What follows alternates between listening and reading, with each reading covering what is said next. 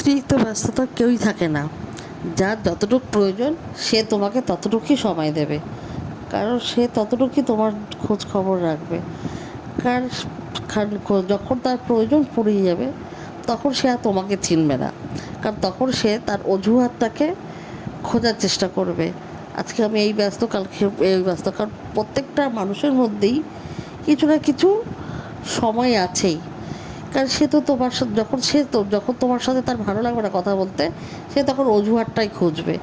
কারণ মানুষ এখন অজুহাতের পর অজুহাত খোঁজে। কারণ সে তো জানে তোমার সাথে তার এখন তার প্রয়োজনটা নেই, তখন সে তার কথা বলতে তখন তার ভালোই লাগবে না।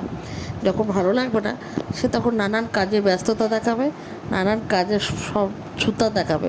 কারণ সে তো জানে তোমার সাথে তার প্রয়োজনটা মিটে গেছে, কারণ তার আর কোনো প্রয়োজন নেই। তখন তার সময়টা ব্যস্ততার মধ্যে রাখার জন্য সে খালি তাকে সে সবসময় বলবে আমি আজকে খুব ব্যস্ত। তখন মানুষও সব বলে না, অজুহাত খোঁজে যে কী করে তোমার কাছ থেকে পালিয়ে যাবে, কী করে তোমার কাছ থেকে সবাই দূরে থাকবে। তখন সে এরমভাবেই ব্যস্ততা দেখাবে, কারণ এটাই আমাদের নিয়তি।